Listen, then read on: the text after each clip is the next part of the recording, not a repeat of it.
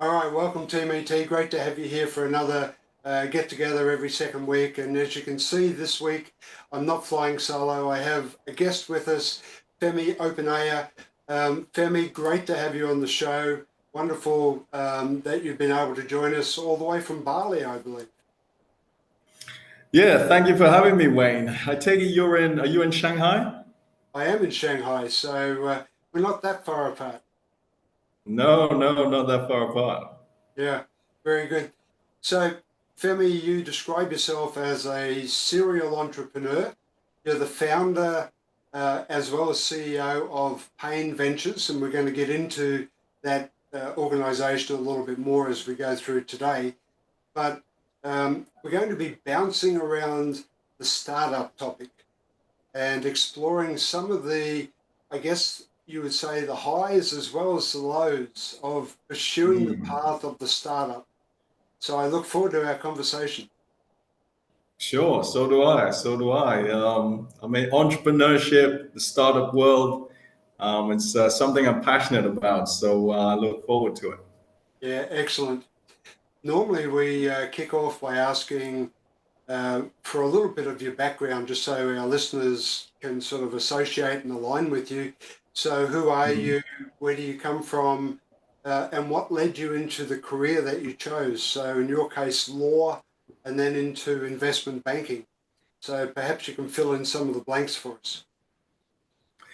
Sure, absolutely. So I'm originally Nigerian. So my parents were born and lived a lot of their life in there. Now, when my father qualified as a doctor, he decided to move to the UK, and then all of his kids were born there, including myself. Right. I am, I guess my parents always wanted me, especially my dad, to follow some kind of traditional path. Now, of course, he wanted me to be a doctor, Yeah. but I decided to become a lawyer instead. I worked in the law in London for a number of years, and then I transitioned into investment banking. And I was in investment banking for close to 10 years Right. in both London and in Hong Kong.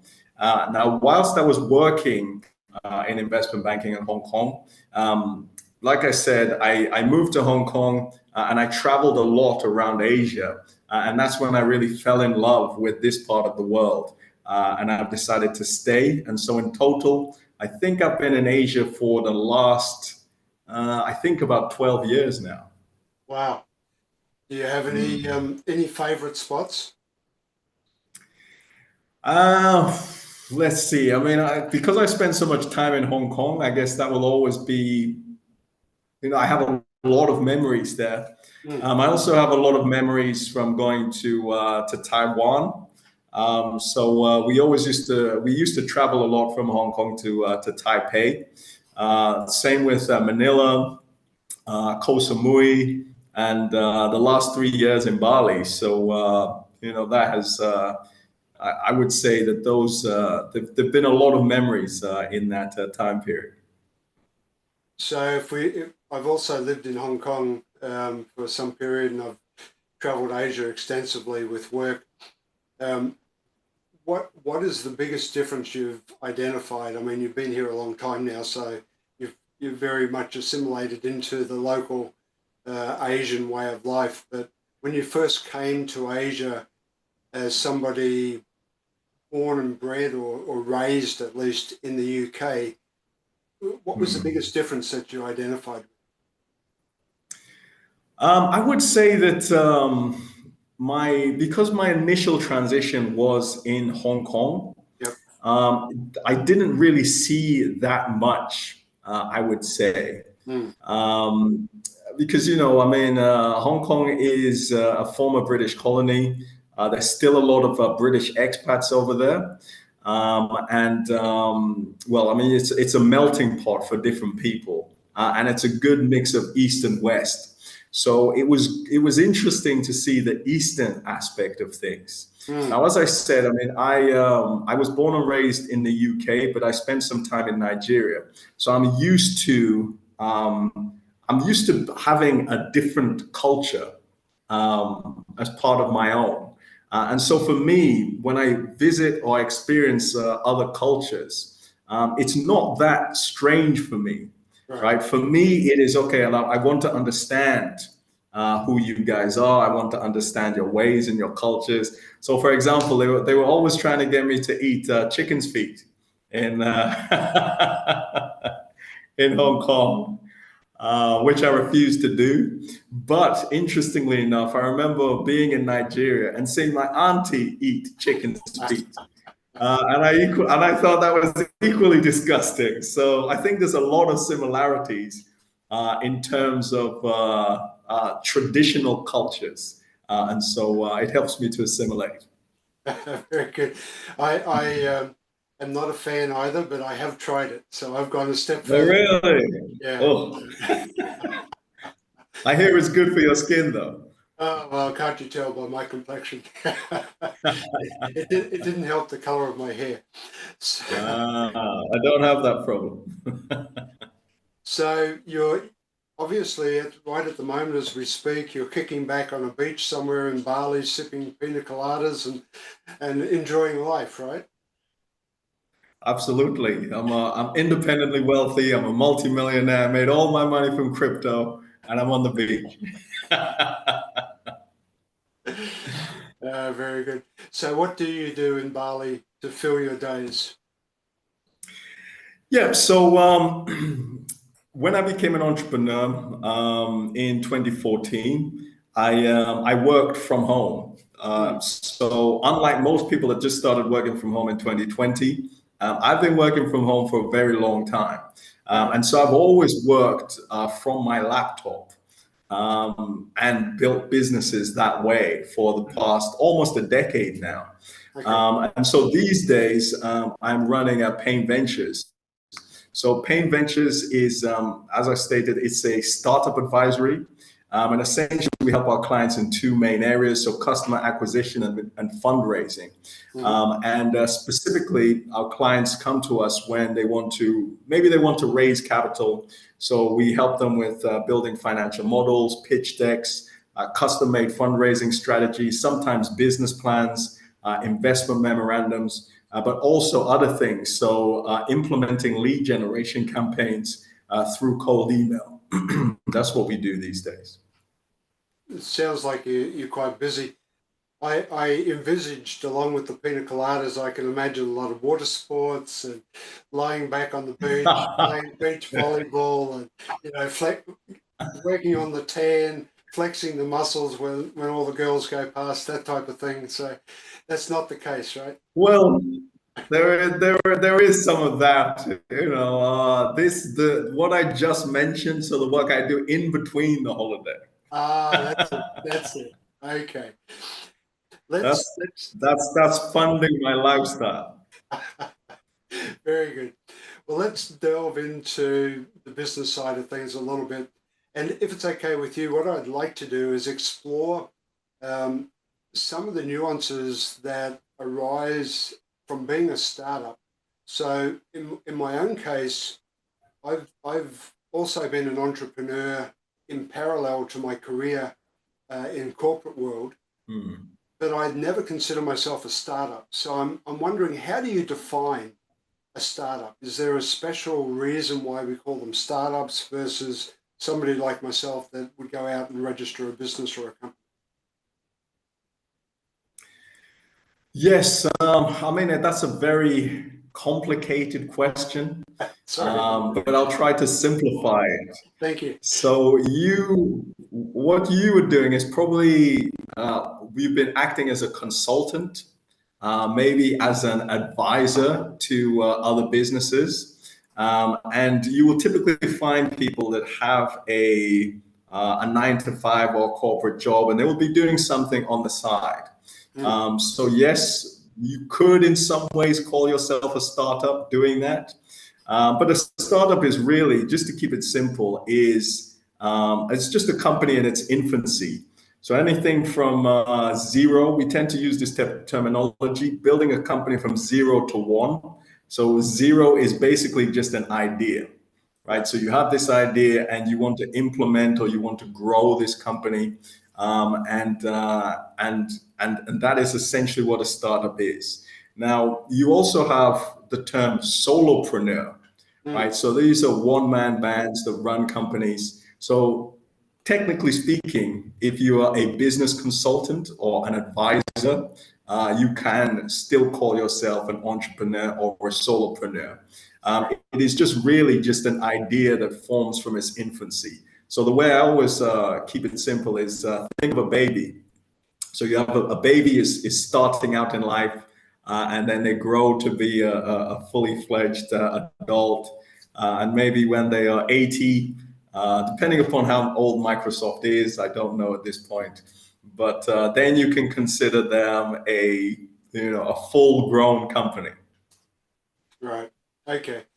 Yeah, I read somewhere you Yeah. wrote, I think it was in one of your ebooks that you give away, you wrote developing a successful startup is a 7 to 10 year commitment, which was quite surprising to me. I mean, when you read the papers and you read about um, so many startups in the world today, um, putting that sort of timeline against it would, I imagine, deter a lot of people from taking that step.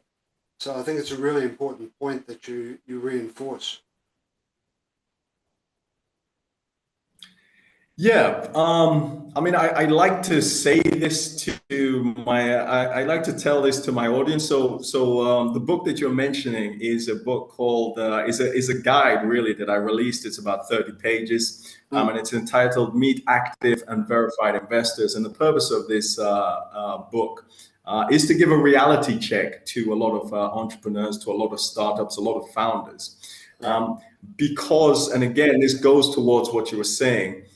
We have been fed this narrative in the media that, oh, you're going to start a business and then in a year you're going to be a multimillionaire, right? I mean, we get all of these stories that will come out in the paper. Oh, this guy is worth 10 million. This guy's worth 50 million. And he started his company yesterday. And everyone is running around thinking, wow, if he can do it, then I can do it as well. My answer is to that is yes, you can do it. Are you likely to do it? No, you're not likely to do it. The majority of people who start businesses are grinding. You know, it's a lot of work. It's a lot of hours. Now, typically in a company, you would work from 9 to 5 or 9 to 9. As an entrepreneur, you can be working from 8 until 12 a.m., right? And that is a 16-hour day, Sunday to Sunday. There's some people that work like that in order to build their business. And they can do that for 5 to 10 years to grow the business. I mean, it is a real grind. It's a real struggle. And the reality is that most of the startups that we see in, say, TechCrunch, which is a popular publication, or we see in Forbes, a lot of those companies are outliers. Most entrepreneurs either make just enough money to scrape by, or they're not making enough money at all, or they have a job on the side that they're working in. And that is really how most businesses operate in the world. Yeah. Yeah. There's a glamour or a glamorous side that goes with the word entrepreneur, I guess. And it's very easy to get swept up in that image of I'm going to have all this money and my life is going to be so relaxed. And there was an article I was reading from Daniel Priestley, and he was responding to a question whether entrepreneurs are happier after they start a business, and his response was something like entrepreneurs experience higher highs and lower lows than they did in their corporate world, perhaps. And they swing from rage to optimism, from fear to delight, from anger to passion, and everything else in the emotional spectrum every month. So I think that was a very nice summary. That you know what, that is the perfect description. And actually, you know what, I love Daniel Priestley, and I'm actually following his one of his blueprints at the moment, which is the one about key person of influence. I think that one is really good. He gives a lot of useful nuggets of information, and I highly recommend that people follow him. But absolutely, I mean, I can tell you some wonderful stories that I've had as an entrepreneur. So that I wouldn't have had working in the corporate world. So for example, one of my early unofficial mentors in Hong Kong, he was worth maybe tens of millions of pounds. I don't know how much exactly, but he was very wealthy. And the reason is, I mean, I'm not going to state how I knew, but I did some background research into him. And I used to just sit down with him. He took a liking to me for some reason. He was an elderly gentleman in his 70s. He spent a lot of time in the oil industry many years ago in the 80s. And we used to just have these frank conversations. And it was just beautiful to get the perspective of someone who I guess is every person's dream on the direction that they want to go in, right? So he was an example of someone who had more than made it, right? He had a lot of connections with governments and multinational corporations. You know, I got to sit with him one-on-one just to pick his brain and to just chat. And I would never have experienced that if I was sitting behind a desk. On the flip side, I've had days where I'm frustrated by clients and they're trying to push me to do more work. And I'm saying, hey, you know, this is what we were contracted to do. Or I've also had clients that I do the work and they don't pay me. So there are a lot of highs and lows of entrepreneurship. But most of the things that we read in the media is just sensationalizing the entire thing. It's a grind. A lot of the times, actually, a lot of us live up here in our minds. Yes. And that is the thing with entrepreneurship. You will live up there in your mind, and it can be a very lonely place sometimes. Yeah. And that's a perfect segue into the flip side of this coin is once the startup or the company is created, you typically have the founder, like ourselves. We have these ideas in our head, but it doesn't necessarily translate that we're experts in all facets of business. So in particular, the financial side is often where I see my clients struggle and come undone. And so in the case of the startup, and this is to where you come in and help with your venture, Pane Ventures, you help them identify the money partners, if you like, the source for the funding to their business. And I guess you can talk more to that. Yeah, so I always, as I mentioned before, we help our clients in two areas. So that is customer acquisition and in fundraising. Right. And now both of these, whilst they seem separate, they actually work hand in hand. Because, for example, if you go out to raise a round and you're unsuccessful, or you start to become successful, the investor, whether that's an angel or the professional investor, will want to know about your customer acquisition. So how many clients do you have? What's your recurring revenue on a monthly or annual basis? They want to know this kind of information. So both of them go hand in hand. Now, if you're unable to secure funding or your business is not there, we also help our clients with the customer acquisition part. And again, this is where a lot of people come unstuck, because you could have a brilliant idea. You can have the best idea in the world. But if you're sitting at home in your garage or in your home office, in your underwear, and no one ever hears about it, then you won't make any money. Yeah. And I think a lot of people get stuck in that mode. They're like, oh, I have this brilliant idea. And they tell their mom about it. And their mom is like, oh, my son, this is wonderful. I would buy it for you. They tell their best friend and everyone is like, okay, yeah, this guy's really great. And you start to have a big head. But unless you can convince a stranger to part money and give to you, you're really not doing anything. And actually, that is a lot more difficult than a lot of people think, because you need to build trust with that person. You need to build credibility. You need to build authority. And really, those are the kinds of things that we try to help our clients with. So another thing that we help is also with just the psychology and the strategy around business, right? Because we take some of the traditional business concepts and we bring them to the startup world.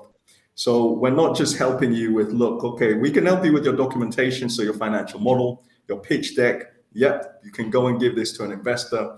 But we also help with that customer acquisition. So what are the strategies? How do you write a cold email? In fact, this is what I was helping a client with yesterday. And it took me, so they were a luxury travel company. So I was drafting this email for them, a cold email campaign. And it must have took me, I would say, about 30 minutes to craft one email. So the first email in the sequence, because there is so much psychology behind that concept. Is the photo right? Did we get the subject line of the email right? There's so much psychology that goes into just drafting that one email. That making one mistake could be the difference between your company making zero or making 200,000. And the reason I mentioned that particular number is that they're currently working on a deal that is worth that much. And so we're exploring that whole area of the direction with respect to their sales and marketing channels. Right. And there's a couple of angles that I'd like to pursue within what you just said. So if we go back to the first part of that conversation, we're talking about investment capital. And there's various means of getting investment, right? I wonder if you can talk to the different styles of avenues, or the different avenues you can seek to get money. Yeah, so I mean, a lot of it depends upon the the nature of your business, the particular industry that you're in, the stage that your business is in, as well as your connections, because a lot of people don't think about that. But if you have the right connections, a lot of these things are really a moot point. So I'll give you one example. FTX, which was a cryptocurrency platform that recently collapsed. Some people say that 10 billion was lost. Some people say $50 billion was lost, right? But this gentleman, Sam Bankman-Fried, his parents were Stanford. Actually, you're wearing a Stanford T-shirt, but his parents were Stanford law professors, right? He had a lot of financial connections before he forayed into this particular area. And so for him, it was a lot easier for him to steadily raise money. So for example, if, say, you don't really have those professional connections, you can go to the bank, right? You can go to the bank and you can, let's say you walk into HSBC and you say, hey, I need 10,000 pounds. Maybe that's the lowest level. And they will say, hey, could you bring us a business plan? And you will give them the business plan. They give you the 10,000 pounds. And again, this will depend upon your credit rating. And when it comes to a personal loan, let's say, for example, you have friends and family that may be interested. So that's a friends and family round. And maybe you can go to them, you can explain your idea. Now, they're not going to look too closely into what you're doing.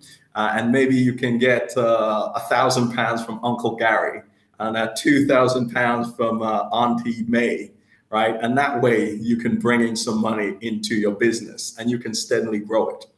Then after that, we're talking about angel investors. Again, strictly speaking, it's not the same thing as a family and friends round, but you have angel investors. So you have people who are just independently wealthy, or they have they're in a job where they make enough money and they say, hey, I want to invest in a startup. And so these guys can give you money, maybe 10,000, 20,000, 30,000 pounds. So you see the amount keeps rising and rising.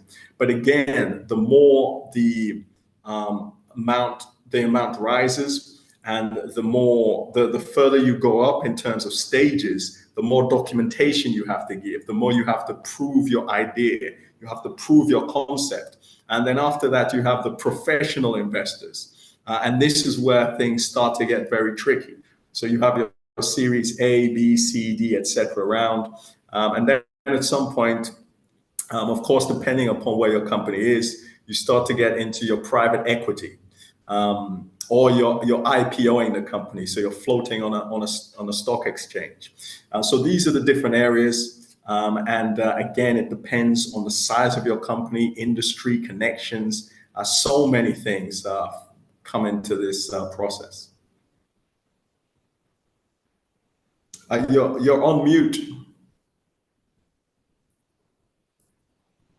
Thank you. Great explanation. The venture capital funds, probably one that's most glamorized, I guess, within social media. So there's a lot of people, Silicon Valley, for instance, where they talk about all these venture capitalists that are sitting there that are waiting for the next great startup to come along and looking for the next unicorn potential and etc. Obviously, for somebody to invest in the business like a venture capitalist, they're looking for some return and some type of that they need. I guess a guarantee in the amount that they're going to get back on the return on investment, or a potential floating of the company in the future. How do they make that decision? I mean, again, it can be, they make it on an individual basis, of course. Again, it depends on the industry. It depends on the stage that you are. But depending upon who the venture capital firm is and depending upon their philosophy or thesis, they could be looking at 100x return on their money, right? And that is a lot. And again, this is why when we start to foray into this area, things start to get tricky. Now, as you said, I mean, a lot of these guys are glamorized, and we hear a lot about companies raising 50 million, 200 million. However, even these professional investors, they do get it wrong on many occasions. So there's a company called WeWork, and I did a YouTube video about this recently. The founder of the company is a guy called Adam Newman, and he became very infamous in the startup world because he raised a lot of capital from a VC firm called SoftBank, and the CEO of SoftBank lost his job as a result of investing all of this capital into WeWork. Because eventually WeWork's business model didn't make sense, and so they eventually collapsed. So they are looking for major returns on that money, and they have a lot of stipulations behind the money that they give you. So, for example, they will say, "Okay, we'll give you this money, but we need to sit on your board. We need equity in your business. We need." There are certain covenants in the agreement that will say, okay, when you're going to raise this later round, we have a say in who you're bringing on in terms of investments, advisors, etc. And so these are the nuances to raising capital that are never really talked about. They just announce the amount of money that people raise. And Adam Newman himself is actually a very interesting character because when he raised all of this money, he decided to buy a private jet for the company, $50 million. And he famously chartered someone else's jet, and him and his friends were smoking weed on the jet. He fostered this very strange culture within WeWork. But again, this is the glamorous side of entrepreneurship. But most of it is really about grinding every day to get to where you need to get to, because most people do not have the same types of connections to investment capital that he had. Yeah, yeah. That's great. I was thinking while you were talking there, there's the term unicorn. It's another one of these terms that's bandied around. It tends to sit up there on the pedestal, right? What does it mean in layman's terms? If somebody says your company is a unicorn, what does that mean? So there are many different definitions for unicorn, but simply put, it is a company with a billion-dollar valuation, right? I mean, that's the simplest way to put it. A billion-dollar valuation, and of course, that is it's few and far between to get there. But then beyond that, you also have decacorns, right? And this is a company with a $10 billion valuation. And again, these are terms that are bandied around. We look at these companies and we're like, okay, yes, this is glamorous, but actually, most entrepreneurs they never get to that point. And yes, it is glamorous. We all hope, not all the time, but a lot of people hope that their company will be valued at $1 billion. But think of everything that comes behind it. So the extra scrutiny. If your company fails, all the people that you owe money to, you always have to satisfy your investors. I mean, we've also seen a slew of unicorn companies that their founders have recently gone to jail. So it can be, it comes with a lot. Many good, many ups, but also downs as well. The high highs and the low lows. Wonderful. So Yeah, absolutely. I think we've started to get a little bit of clarity around the startups, the entrepreneurs, the way that we can generate or raise capital. So your company now steps into the picture, Pane Ventures.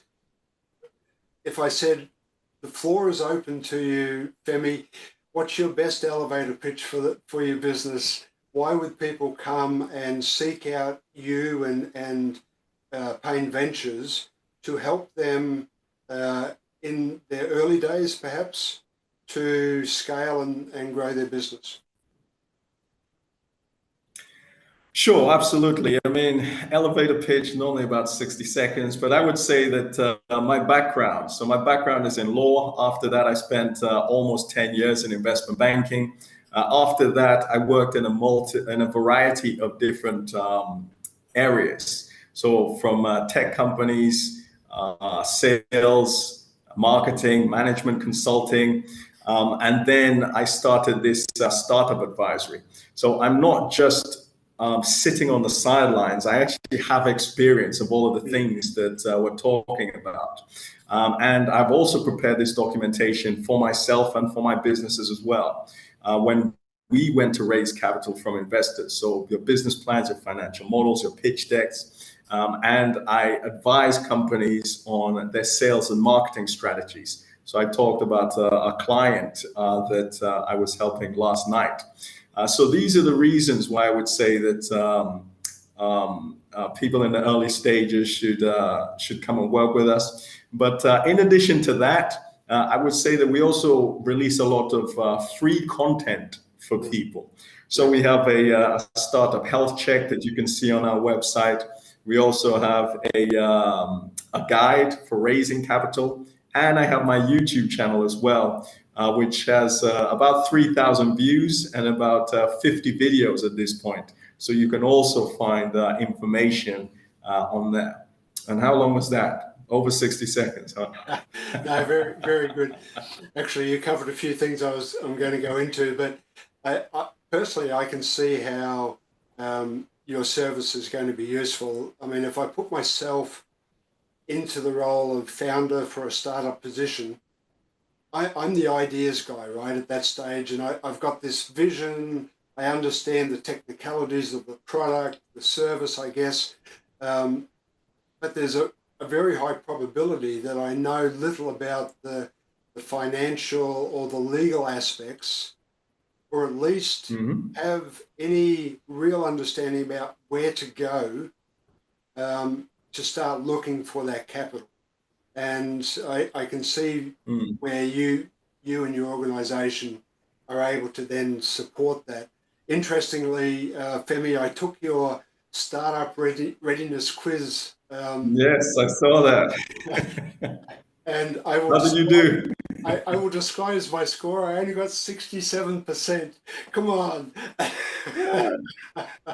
Are you So happy with that? when I look at the areas that I am missing the most based on that quiz, it's the obvious areas, right? It's where to look to raise capital. Am I planning for that? Do I have that pitch deck that you talk about? Do I have the financial knowledge, etc.? And these are the areas that the majority of entrepreneurs, unless you come from that area of business, the majority of entrepreneurs don't have that. I think that's probably fair to say. You know, we come out of our field, we're Yes. experts in our field, but that doesn't mean we're experts in everything. So, Yeah, exactly. So a lot of the clients that I work with are actually very accomplished in their field already, highly educated. Not all the time, but quite often. So they're highly educated. They've been working in a particular area for a long time, so they have the expertise. And I'm just going to give you an example of one of these clients. Her name is Anna. She's based in California, and she wanted to start an educational platform or marketplace for professionals and students to come together to exchange skills. right, Now, she had the idea. She's very intelligent in that respect. Now, my background is not in education, right? However, I do understand marketplaces. I do understand how to build a business from 0 to 1. And essentially, what she did is she gave me a sheet of paper. So it's one her idea was on a sheet of paper, one Google sheet. And we built that out to a business plan, a financial model, a pitch deck, a custom-made fundraising strategy, as well as a sales and marketing strategy, because that's essentially what we are doing, right? So let me learn a bit more about your industry, and then I can show you how you can grow it. So there's a client that I'm working with, the ones that I was working with or working on their project last night. They're in the luxury concierge space, and again, that's not it's not my wheelhouse. I mean, I didn't spend 20 years working for the Radisson or Four Seasons. But if I spend a bit enough of an idea of time with someone, I'm able to ask the right questions to build things out for them. So why do you do this? Oh, how are you collecting money from your clients? So how are you doing your marketing? How are you doing your sales? Okay, why are you doing it that way? Okay, now I see. Okay, what are your margins? yeah. How long have you been doing this? Give me an example of what you did before. And then based upon that, I can marry that with, okay, well, this is what investors are looking for. This is the type of investor you should go for. There's another one that I didn't mention, springs to mind now, is crowdfunding. I think it's a difficult way to raise money. It's not something that I have much expertise on, but it's also a possible way to do this. But that's essentially what we do. We bring all of these concepts together for our clients and give them a plan for them moving forward. Right. So you've mentioned the ebook. People can access that on your website and download. You have the startup readiness quiz. You have the YouTube channel where you have the educational videos, etc. I think last time we spoke, you were talking about you're developing a 21-day startup sprint as a program for people. Yes, that's right. So it will just be like a video course, and it is the purpose of the course is really to help people to scale up their business, give them certain tools and strategies and the way that they can think about their startup and how to grow their business. Like I said, I mean, I think a lot of people have misconceptions about what a startup is, about how they can grow business, how they should be thinking about as an entrepreneur. I think, I did in the corporate world, I didn't really think about time management. I didn't really think about simple things like maybe getting to meetings on time or making sure this is done. A lot of these systems are already in place in the corporate world. Yeah. As an entrepreneur, you need to put those systems in place yourself. So when I hear people talk about someone's business, so for example, a friend of mine, she would always complain about her father's factory. She's my mentee, and she would complain about her father's factory. Oh, I hate working there. I hate this. I hate that. And I was like, wow, your father has built this business by himself and has put you through school, has put your siblings through school. Do you understand how difficult that is? Because most people, most entrepreneurs, most startups are going to fail. And he has this business and you're complaining about it. Whereas he's giving you this legacy that is always going to generate you income. It's already generating. It's like a gift that he's giving you, and you don't want it because I will take it. Exactly, and sadly, when you hear about these types of people, typically the business doesn't survive many generations, right? It No, starts strong. no, it doesn't. I mean, yeah. I mean, I mean, as far as she's concerned, the business isn't sexy. It's not a tech company, Yes, but it's generating income. And what more do you want, right? I mean, I'd rather have an income generating business.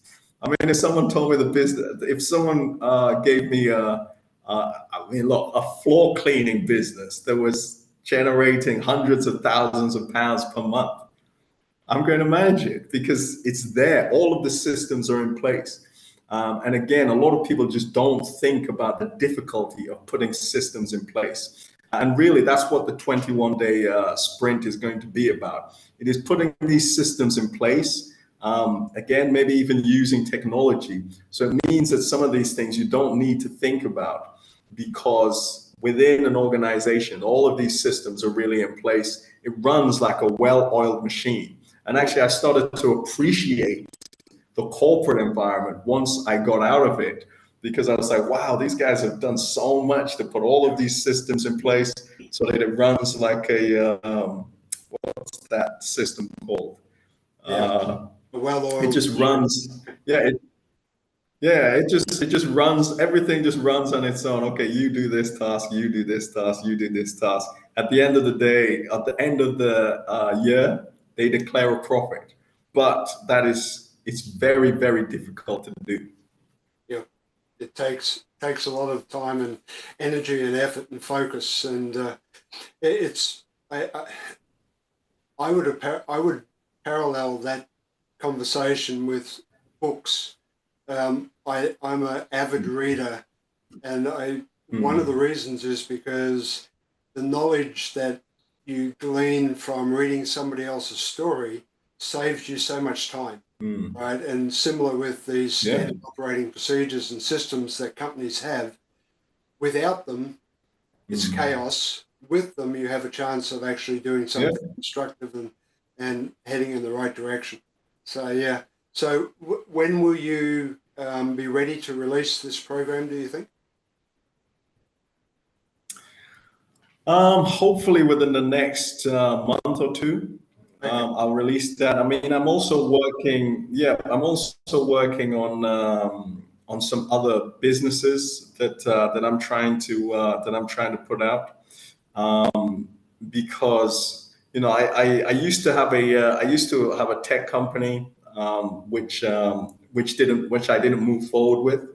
But as well as having the startup advisory, I am starting something in the luxury travel concierge space. So that is something that I'm looking into at the moment. And now the reason that I'm very excited about this particular space is that it's a great interest to me, right? I mean, I love to travel. I love luxury travel in particular. I've made a lot of relationships in this space, and so I'm just looking to put together a product for that, as well as working on the 21-day sprint. But like with a lot of things, the 21-day sprint is actually up here in my mind. I wish I could give it to someone else to if I could download what's in my mind and give it to them, that would be great. But I like with the book that I released, the guide. I prefer to do a lot of these things myself, just so that it goes in the right direction. That brings up the second question I was going to ask before. What's the impact that you see from AI with the startup business and the startup world? Is it going to help the startup to get things like systems on paper? What's the plus? What's the negatives with the AI field? Now, I have to say, artificial intelligence, I don't understand that well. Now, there's certain systems that exist that people call AI, and I don't know if it's truly AI. However, I would say things like Chat GPT, for example, which is something that I experiment with from time to time. A lot of these things they've done a lot to alleviate a lot of the menial tasks that we used to do, right? And a lot of them are actually brilliant at doing a lot of these things. Is it going to vastly change the way things work? Yes. And is it going to be positive? Well, I hope so. I've heard sometimes I hear a lot of negative things, sometimes I hear a lot of positive things, but I'll just talk generally about technology.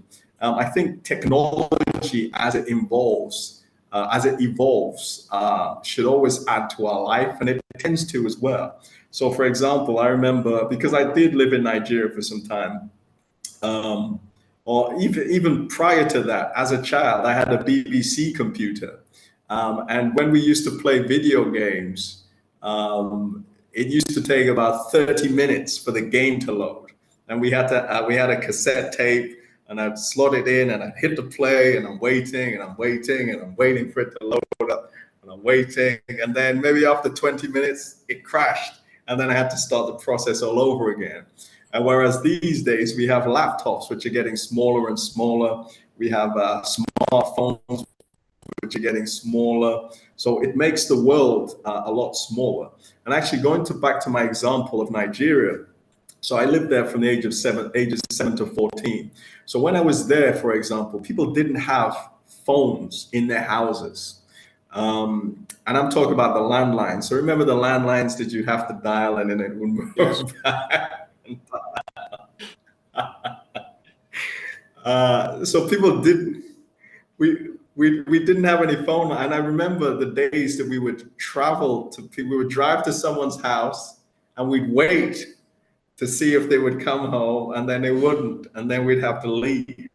Whereas these days you can WhatsApp people and say, "Hey, where are you? I'm coming over." Oh, okay, you're not coming in. Yeah. So this is how technology evolves. It should be there to help us, and I think it will just.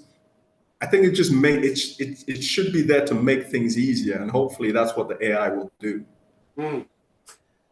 Femi, it's such an exciting field. I mean, whether it's to do with technology or the startup business, I mean, I can imagine that many of our listeners are thinking about or have thought at some stage about going out on their own, starting their own company. Mm. It's almost up there with owning your own home and owning a car when you're a younger person, right? So as you evolve, Yeah. these thoughts come across. If people want to connect with you and chat more about their ideas and whether they can bounce those concepts off you, where should they go to find you, and can they do that? Yeah, sure. So on our website, right there in the top right-hand corner, you can book a call with us.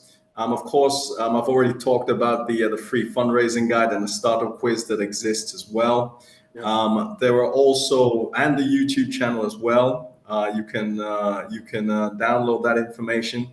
We have or you can listen to some of that information to get ideas. We also have a link tree, which just gives an idea of our products and services just in one space. That's what Linktree does. So just in one space is all of our products and services that we provide, including consulting packages. If you'd like a custom-made fundraising strategy or any particular documentation, if you would like to purchase like 6 months of lead generation, things like that. We have all of that available to you. So website, YouTube channel, Linktree.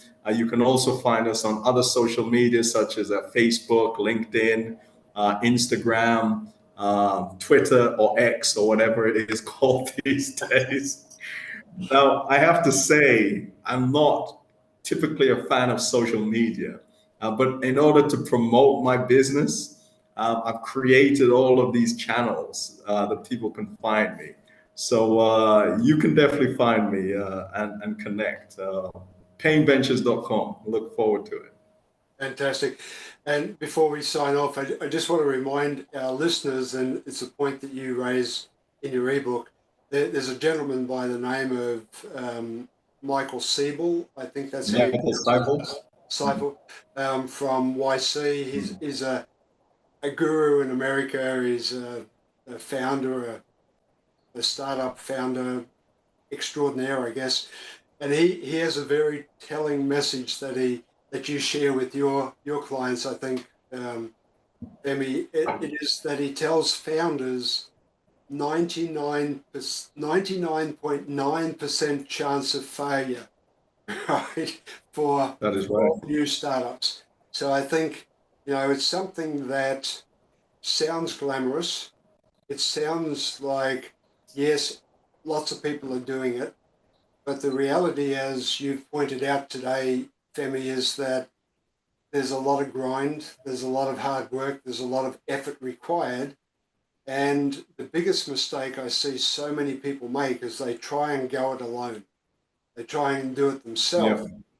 And the realization is that you have an upfront cost, of course, to work with Pane Ventures or any of the organizations that can help you, but the cost is minimal to the potential costs that you could make, as well as the potential money you can lose by trying to do it yourself. So I think it's a really important story that we're talking about today, in our world and in the environment that we exist in, with so many people considering startups, that I jumped at the opportunity when Femi and I connected about talking to this topic. So I really appreciate, Femi, the opportunity for you to come on the show. Hopefully our listeners have got a lot out of this, and we'll be able to follow up and track you down and utilize some of the great knowledge and services that you offer. Yeah, thank you very much, Wayne. And I would just to add to what you said, you'll find that most of the high achievers in this world have some form of coaching. So you think about your top athletes. So I'm really into boxing and MMA. All of those guys have coaches. Tennis, whatever you say. I mean, even you're talking about your top CEOs and executives. All of them have a coach. In fact, most of them have multiple coaches that work with them on different aspects of their life.